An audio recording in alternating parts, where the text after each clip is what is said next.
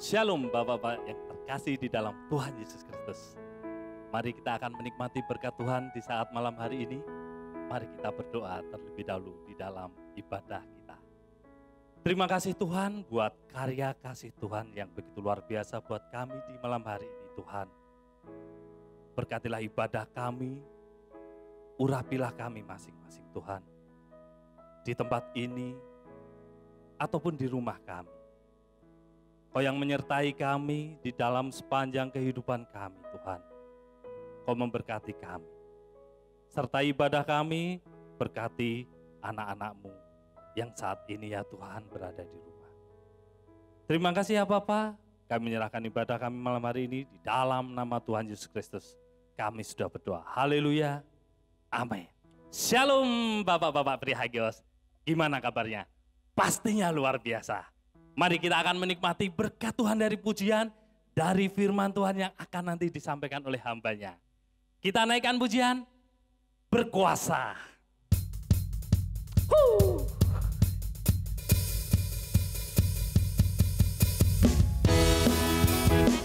Haleluya.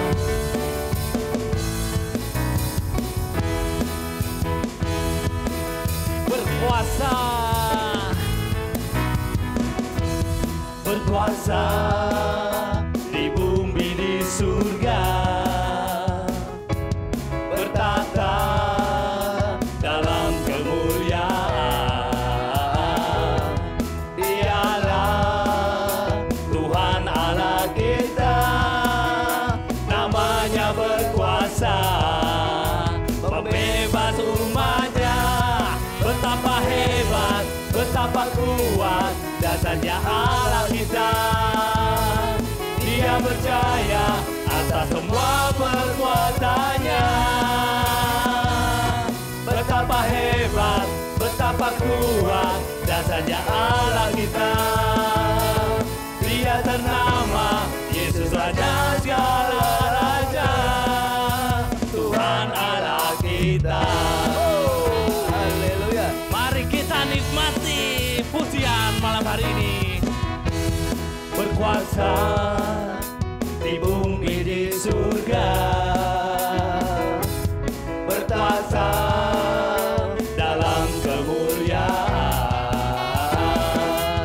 Dialah Tuhan Allah kita, namanya berkuasa, pembebas umatnya. Betapa hebat, betapa kuat dasarnya Allah kita. Dia berjaya atas semua perbuatannya.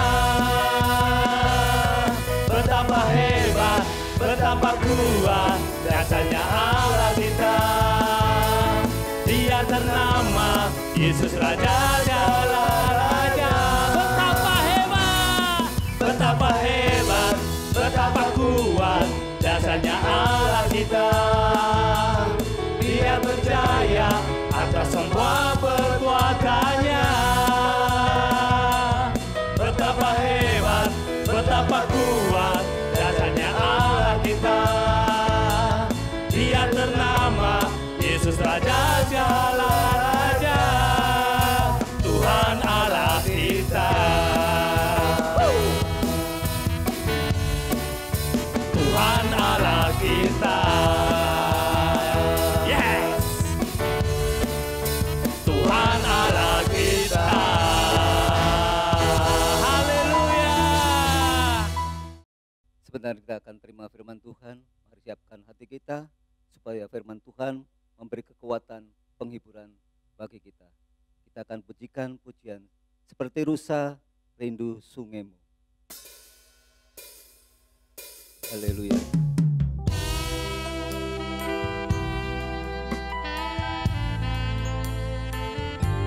Haleluya Yesus.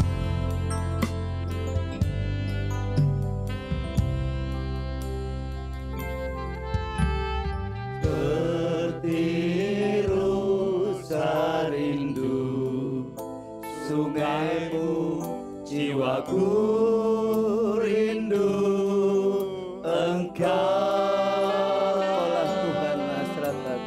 Kaulah hasrat, hatiku ku rindu menyembahmu. Katakan seperti rusa.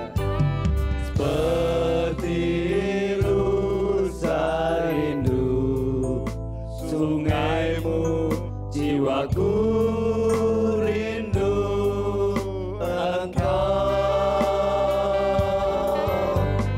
Kaulah Tuhan hasrat, hatiku ku rindu menyembahmu.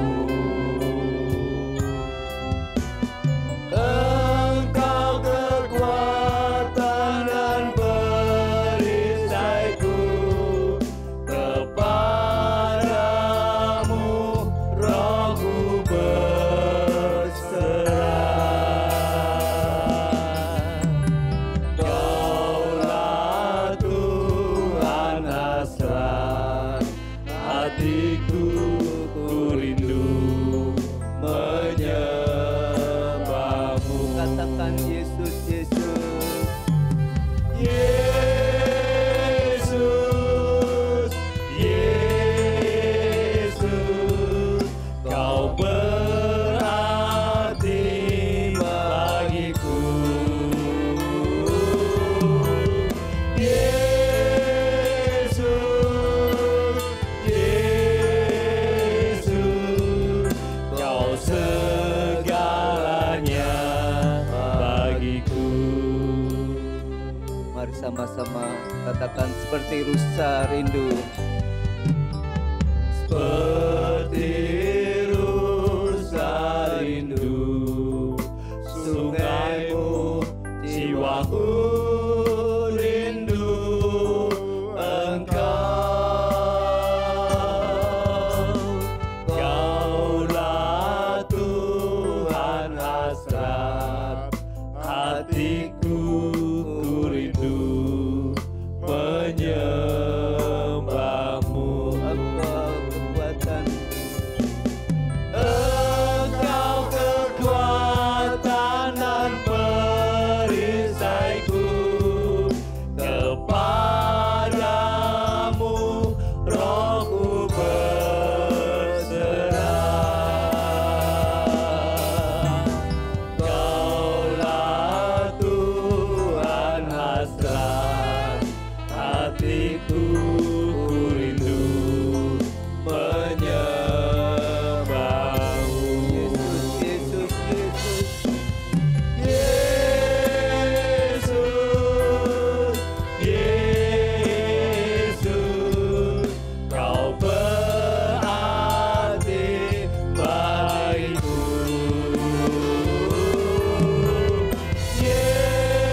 Yesus, Yesus, Kau segalanya bagiku.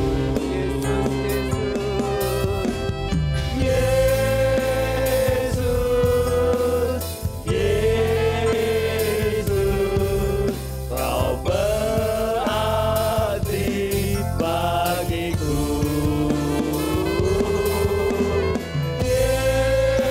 Yesus, Yesus, Kau segalanya bagiku.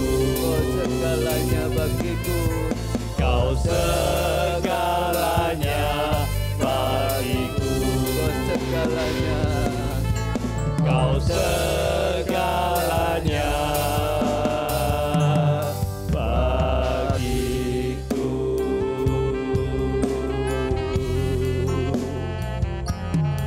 Haleluya. Haleluya. Mari kita akan berdoa untuk mengawali firman Tuhan pada malam hari ini. Bapa kami yang ada dalam surga, kami datang kepadamu Tuhan dengan penuh kerendahan hati kami. Kami mengucap syukur karena kasih setia Tuhan yang begitu luar biasa terhadap kami semua, Bapak-bapak Agios di tempat ini. Bapa, sebentar kami boleh belajar firman-Mu. Kiranya Tuhan mengurapi, memberkati kami semua. Terlebih hamba-Mu ini ya Tuhan, Biarlah kiranya Tuhan apa yang setiap keluar daripada lidah bibir hamba-Mu ini Tuhan, semua semata-mata oleh karena anugerah-Mu. Dan kiranya Tuhan memberkati setiap bapak-bapak Hagios yang mendengarkan firman Tuhan ini Tuhan. Sehingga boleh mereka dikuatkan, dimampukan, dan memperoleh berkat melalui firman ini. Terima kasih Tuhan, kami boleh belajar firman Tuhan dengan penuh kerendahan hati kami. Sehingga kami boleh menjadi murid yang siap untuk diajar dan menerima firman Tuhan dengan penuh sukacita. Terima kasih Tuhan. Di dalam nama Tuhan Yesus kami berdoa dan mengucap syukur. Haleluya. Amin. Oke, Bapak-bapak priaga sekalian, pada malam hari ini kita akan mempelajari firman Tuhan yang saya beri judul bagaimana menghadapi himpitan dan tekanan. Saat ini kita boleh mengalami banyak himpitan dan tekanan melalui pandemi Corona yang begitu sangat luar biasa. Sehingga banyak orang mengalami yang namanya depresi, putus asa, bahkan banyak orang yang sepertinya habis akal dan tidak ada harapan. Banyak orang yang di PHK, banyak orang yang mengalami ekonomi yang semakin tidak enak. Bukan semakin meningkat, tetapi malah semakin menurun. Karena apa? Karena adanya pandemi Corona yang sedemikian luar biasa. Tetapi pada malam hari ini kita akan belajar dari seorang rasul di dalam firman Tuhan yang begitu luar biasa. Dia juga mengalami tekanan, dia juga mengalami himpitan, dia juga mengalami sebuah penganiayaan yang luar biasa, bahkan mungkin lebih daripada pandemi Corona. Kira-kira siapa rasul yang akan kita jadikan teladan? Dia mampu menjalani himpitan dan tekanan yang sedemikian hebat. Oleh karena itu malam hari ini kita mau belajar dari rasul ini. Kita akan belajar dari Rasul Paulus. Saudara mungkin sudah tahu, sudah mengerti, sudah sejarah daripada Rasul Paulus tentang pelayanannya dan kehidupannya di dalam firman Tuhan, saudara pasti sudah hafal dan sudah tahu. Tetapi pernah enggak saudara membaca di dalam 2 Korintus pasal 11 ayat 23 sampai dengan ayatnya yang ke-29-30. Di situ dijelaskan ada daftar di mana Rasul Paulus mengalami tekanan, himpitan, penganiayaan dan siksaan yang sedemikian luar biasa. Dan saya yakin saudara-saudara sekalian, bapak-bapak Hagios sekalian, belum pernah ada yang mengalami penganiayaan, himpitan, dan tekanan yang sedemikian berat seperti Rasul Paulus. Karena kalau saudara baca di dalam 2 Korintus pasal 11 ayat yang 23 dan selanjutnya, di situ dikatakan Rasul Paulus berjerih lelah tetapi dia mengalami tekanan-tekanan yang sedemikian luar biasa. Dia dipenjara, dia didera luar biasa, bahkan dia mengalami bahaya maut, karam kapal. Dia terombang-ambing di lautan 1 hari 1 malam, dia tidak makan, dia disesah. Bahkan dia dipukuli 40 kurang 1 kali setiap hari. Apakah bapak-bapak pernah mengalami yang demikian? Saya yakin belum pernah. Tapi saat mengalami pandemi Corona yang sedemikian, bahwa sudah mengeluh dan mengalami sepertinya guncangan yang sedemikian luar biasa, himpitan yang sedemikian berat. Oleh karena itu, malam hari ini kita belajar. Kalau Rasul Paulus mengalami demikian himpitan dan tekanan yang luar biasa, dia mampu. Saya yakin bapak-bapak dan kita semua pasti juga akan mampu. Oleh karena itu mari kita akan belajar dari Rasul Paulus. Ada 4 hal kenapa dia mampu menjalani kehidupan yang sedemikian berat. Oke, kita akan baca di dalam 2 Korintus pasalnya yang keempat, ayat 7 sampai dengan ayat yang ke-10. Ini saya bacakan. Tetapi harta ini kami punya dalam bejana tanah liat, supaya nyata bahwa kekuatan yang melimpah-limpah itu berasal dari Allah, bukan dari diri kami. Dalam segala hal kami ditindas, namun tidak terjepit. Kami habis akal, namun tidak putus asa. Kami dianiaya, namun tidak ditinggalkan sendirian. Kami dihempaskan, namun tidak binasa. Kami senantiasa membawa kematian Yesus di dalam tubuh kami, supaya kehidupan Yesus juga menjadi nyata di dalam tubuh kami. Di dalam ayat ini ada 4 rahasia yang begitu luar biasa, sehingga Rasul Paulus mampu menghadapi setiap persoalan dan permasalahannya. Penganiayaan yang luar biasa, didera sedemikian luar biasa, masuk penjara, dipukuli dan lain sebagainya. Kita akan belajar satu persatu. Yang pertama, kenapa Rasul Paulus mampu menghadapi himpitan dan tekanan? Yang pertama di dalam ayatnya yang ke-8. Dalam segala hal kami ditindas, namun tidak terjepit. Saudara, waktu saya belajar ayat ini, saya bingung. Kenapa dalam segala hal kami ditindas, namun tidak terjepit? Rasul Paulus ditindas, tapi dia merasa tidak terjepit. Orang yang ditindas biasanya merasa terjepit. Tapi di sini Rasul Paulus sedemikian luar biasa, walaupun dia di dalam tekanan, walaupun dia dalam tindasan, walaupun dia dalam penganiayaan, tetapi dia masih punya pengharapan, dia merasa bahwa dirinya tidak terjepit. Itu salah satu rahasia kenapa Rasul Paulus mampu menjalani hidup yang sedemikian berat. Setelah saya telaah, ternyata ada satu hal yang luar biasa. Di sini saya sederhanakan maksud dari dalam segala hal kami ditindas namun tidak terjepit. Saya sederhanakan jadi apa, saudara? Selalu percaya ada jalan keluar. Saat kita mengalami tindasan, saat kita mengalami himpitan, saat kita mengalami persoalan dan permasalahan yang sedemikian luar biasa, yang pertama harus kita lakukan adalah kita harus percaya bahwa ada jalan keluar. Makanya Paulus berkata, walaupun dalam segala hal kami ditindas, namun tidak terjepit. Orang yang terjepit itu sudah tidak bisa apa-apa, saudara. Saya pernah kaki saya itu kejepit kayu. Itu waduh, udah nggak bisa apa-apa, saudara. Ditarik sakit, nggak ditarik sakit.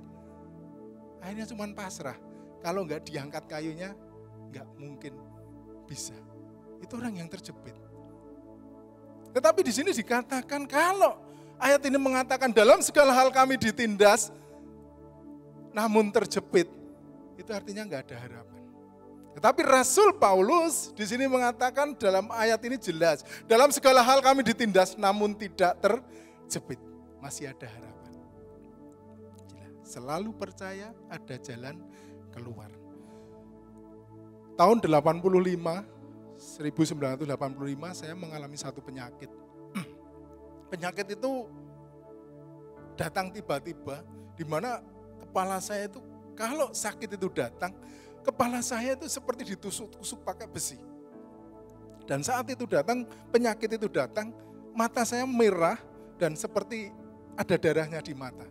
Lalu kemudian keluar keringat dingin banyak sekali dan saya rasanya lemes, tidak bisa apa-apa. Dan itu berjalan bertahun-tahun, saudara. Sampai saya bawa dokter, bawa ke rumah sakit, saya scanning dan lain sebagainya. Dokter sampai bingung. Dokter katakan nggak ada sakit penyakit.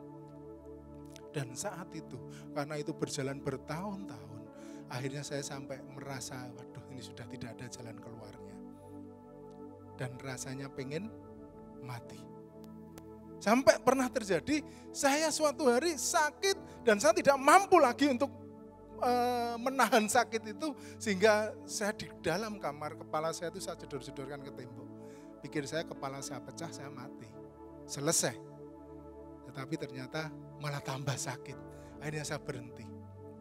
Dan saat saya tahu firman ini, dan saya mulai belajar firman ini, saya mendapatkan satu berkat yang luar biasa. Kalau Paulus mengalami tekanan yang demikian luar biasa, dia mampu, ternyata dia merasa tidak terjepit. walaupun berada dalam tindasan. Mungkin bapak-bapak saat ini mengalami sakit penyakit yang tidak tersembuhkan. Mungkin bapak-bapak mengalami masalah ekonomi yang tidak dapat terselesaikan. Sepertinya sudah terjepit, sepertinya sudah tidak bisa berbuat apa-apa. Tapi ingat, masih ada jalan keluar, yaitu Yesus. Dan saat berdoa kepada Tuhan Yesus,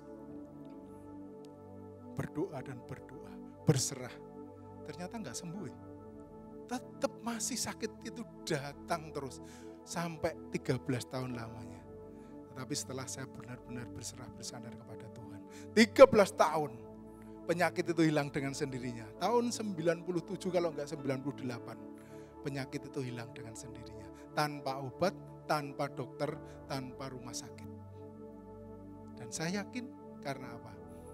Karena ada jalan keluar, yaitu Yesus yang begitu luar biasa, mampu menyembuhkan saya. Dokter nggak bisa menyembuhkan, Tuhan Yesus yang mampu menyembuhkan saya. Itu yang pertama. Yang kedua, kenapa Rasul Paulus mampu menghadapi himpitan dan tekanan? Dikatakan di situ, masih ayat 8, kami habis akal namun tidak putus asa.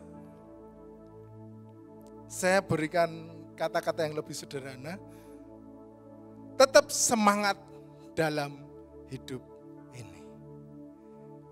Kadangkala saat masalah datang, saat tekanan dan himpitan itu datang, kadangkala kita habis akal.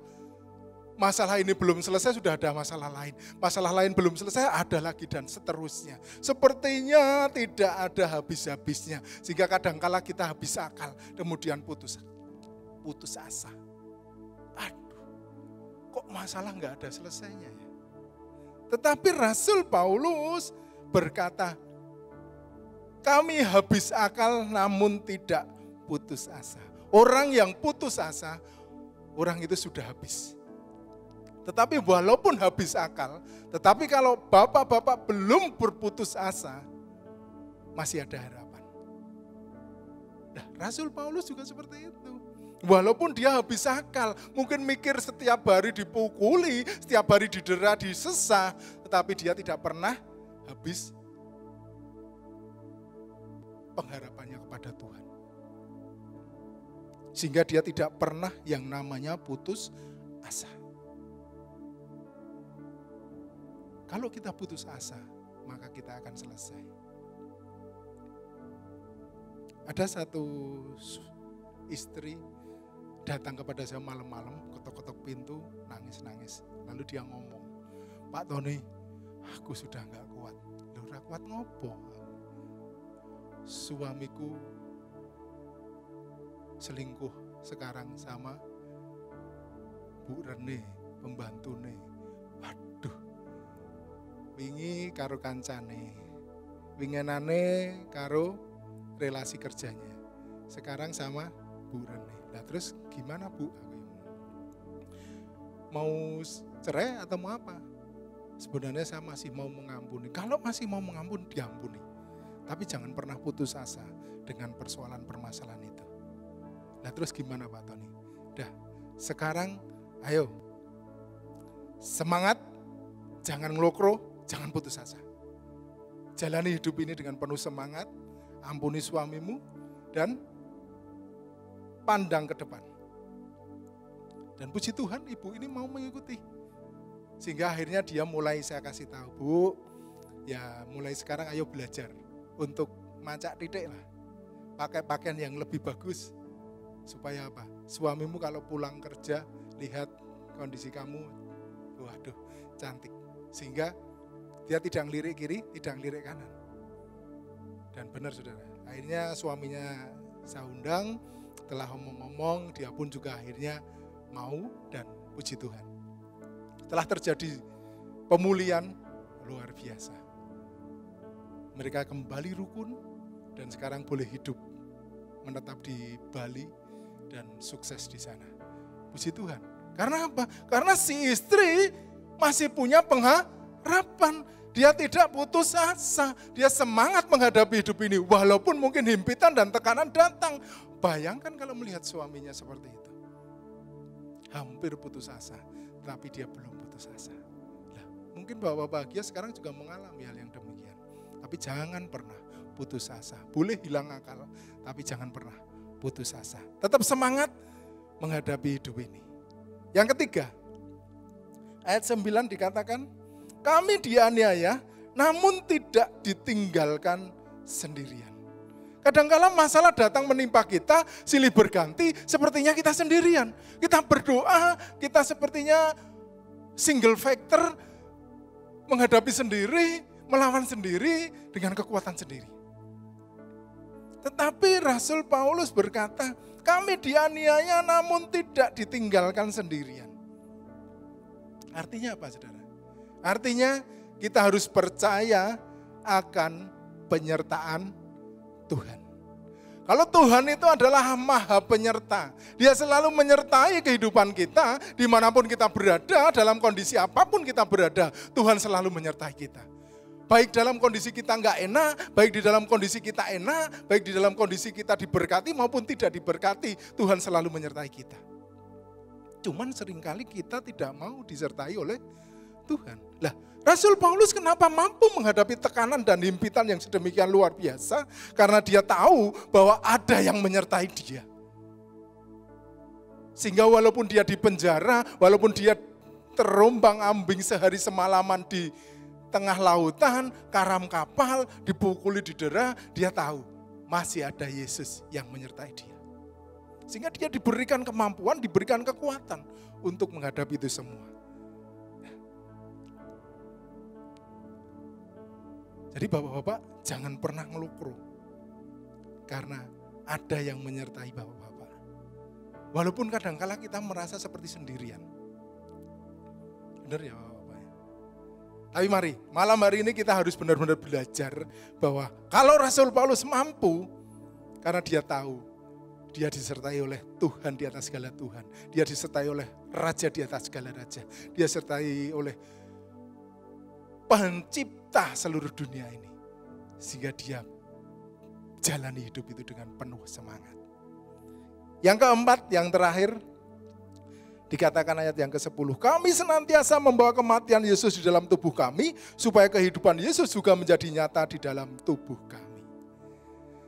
Saudara harus menyadari bahwa kekuatan kita digabungkan dengan kekuatan Tuhan akan menjadi sebuah kekuatan yang luar biasa. Kekuatan super power. Jadi jangan pernah takut kalau Tuhan menyertai kita, maka kekuatan kita dengan kekuatan Tuhan digabungkan jadi satu. Maka kita akan mampu menghadapi setiap persoalan permasalahan apapun. Himpitan tekanan apapun akan kita libas semuanya dan kita akan dapat menjalani itu semua. Karena apa? Karena ada Tuhan yang menyertai kita. Jadi jangan pernah takut dengan persoalan permasalahan apapun. Pandemi corona yang mungkin sudah berbulan-bulan ini. Jangan pernah takut, saudara. Saya kemarin takut, saudara. Karena apa? Waduh, ini saya nggak jualan. Terus piye yang hidupi anak istri. Tetapi saudara, kesaksian dari bulan Februari sampai sekarang, saudara, saya tidak pernah kekurangan. Ada saja orang yang kirim beras ke rumah saya. Saya itu sampai heran, saudara. Orang yang gak kenal pun sampai kirim beras ke rumah saya. Saya juga gak tahu. Tetapi satu hal saya tahu, bahwa Tuhan itu menyertai saya. Tuhan itu selalu berada di dekat saya. Bahkan Dia tinggal dalam hati saya. Sehingga kenapa kita perlu takut? Jadi kekuatan yang ada dalam diri kita digabungkan dengan kekuatan yang daripada Tuhan akan menciptakan sebuah kekuatan yang luar biasa. Sehingga kita mampu menjalani semuanya itu.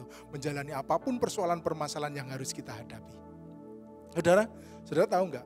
Seekor sapi itu kalau diukur dengan kekuatan, dia membawa beban, menarik beban. Seekor sapi itu bisa menarik 17.000 kilogram. Satu sapi. Lah kalau dua sapi digabungkan jadi satu, bisa narik berapa? 17 tambah 17 berarti 34.000 ya. Harusnya kan seperti itu, 34.000. Tetapi coba saudara tes, dua sapi itu digabungkan. Saudara kasih beban 50.000 kilogram. Beban itu akan tertarik. Luar biasa tuh. Dua kekuatan digabungkan jadi satu, melebihi target yang bisa diangkat, bisa ditarik. Artinya apa? Artinya kalau kekuatan kita dengan kekuatan Tuhan, kita gabung jadi satu. Kita bersatu dengan Tuhan. Segala persoalan, permasalahan apapun yang ada di hadapan kita pasti akan terselesaikan. Jadi jangan pernah khawatir, jangan pernah takut dengan segala persoalan, permasalahan apapun. Pandemi corona yang mungkin masih berjalan sampai sekarang, kita nggak tahu akan berakhir sampai kapan. Jangan pernah takut dan jangan pernah khawatir. Karena ada Tuhan yang selalu menyertai. Oke Bapak-Bapak, sudah tidak takut lagi menghadapi persoalan permasalahan terlebih juga pandemi corona. Puji Tuhan. Kita belajar dari Rasul Paulus yang begitu luar biasa. 4 hal boleh kita pelajari biarlah menjadi kekuatan kita, menjadi pengharapan kita untuk kita dapat mampu menghadapi persoalan permasalahan di dalam kehidupan kita pada malam hari ini. Yang pertama, selalu percaya ada jalan keluar. Tetap semangat dalam menghadapi hidup ini. Percaya akan penyertaan Tuhan. Dan sadari, kekuatan kita bersama dengan Tuhan akan menjadi kekuatan yang super power. Mampu menghadapi setiap persoalan permasalahan yang ada dalam hidup kita. Amin. Mari kita berdoa. Bapa kami yang ada dalam surga, terima kasih Tuhan. Kalau firman-Mu sudah hamba-Mu bentangkan. Kami tahu Engkau mempunyai rencana yang indah buat Bapak-Bapak Agios. Biarlah kiranya Tuhan, firman-Mu ini tidak lalu dengan sia-sia. Tapi biarlah firman-Mu ini tertanam dan menjadi rema dalam setiap kehidupan Bapak-Bapak. Dan boleh menjadi kekuatan di dalam menghadapi setiap persoalan, permasalahan, himpitan dan tekanan yang ada dalam kehidupan mereka saat ini. Tuhan, kami mohon berkat-Mu kiranya senantiasa tercurah bagi kami semua. Sehingga kami boleh meneladani Rasul Paulus. Kalau Rasul Paulus mampu menjalani semua itu, kami pun juga akan mampu.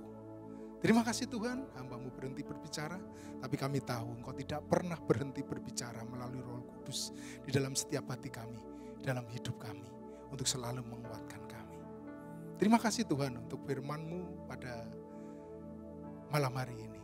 Biarlah kiranya Tuhan menyertai memberkati kami semua, sehingga menjadi berkat buat kami semua dalam menghadapi kehidupan ini yang penuh dengan tantangan dan rintangan. Kami juga mau berdoa Tuhan untuk bangsa dan negara kami yang saat ini mengalami banyak hal, tantangan, rintangan yang sedemikian luar biasa. Pandemi corona yang belum habis-habisnya. Tapi biarlah Tuhan, Engkau kiranya lawat bangsa dan negara kami. Engkau memberkati, Engkau mengurapi bangsa kami. Engkau mengurapi, menjamah setiap pemimpin-pemimpin bangsa kami. Baik Bapak Presiden, Wakil Presiden, Menteri-Menteri, anggota DPR, MPR, Kabinet, semua yang berkecimpung dalam tampuk pimpinan di bangsa kami ini Tuhan. Sehingga mereka senantiasa takut akan Engkau. Sehingga mereka dapat menyelesaikan setiap persoalan permasalahan di dalam bangsa kami ini Tuhan. Sehingga tidak terjadi gejolak-gejolak yang membuat bangsa ini menjadi kacau balau. Tapi biarlah Tuhan, semua itu Tuhan atas karena kasih karunia yang daripada Tuhan senantiasa menyertai memberkati bangsa kami.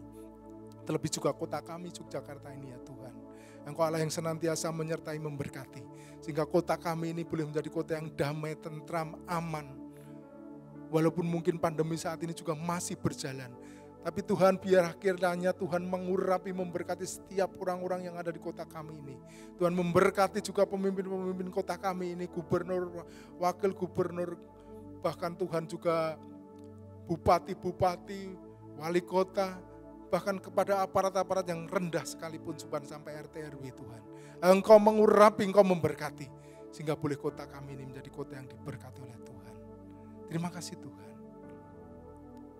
Kami yakin dan percaya karena campur tangan Tuhan yang begitu luar biasa menyertai dan memberkati kami semua. Terlebih juga Tuhan buat jemaat-jemaat di Agios ini ya Bapak. Tuhan kami serahkan dalam tangan-Mu mereka yang mungkin saat ini mengalami pencobaan, mengalami tekanan, himpitan, persoalan, permasalahan baik sakit, penyakit maupun perekonomian, keluarga, rumah tangga. Tuhan kami serahkan dalam tangan-Mu. Engkau memberikan kekuatan, kemampuan jalan keluar. Sehingga hidup mereka boleh diberkati oleh Tuhan. Sehingga hidup mereka boleh menjadi hidup yang penuh dengan pengharapan. Dan berkat-Mu senantiasa berlimpah atas mereka. Terima kasih Tuhan. Dalam berkat nama Tuhan Yesus Kristus kami berdoa dan mengucap syukur. Haleluya. Amin. Terimalah berkat daripada Allah Bapa, kasih sayang Tuhan Yesus dan persekutuan Roh Kudus menyertai bapak-bapak sekalian. Dalam nama Yesus kami sudah berdoa dan mengucap syukur. Haleluya. Amin.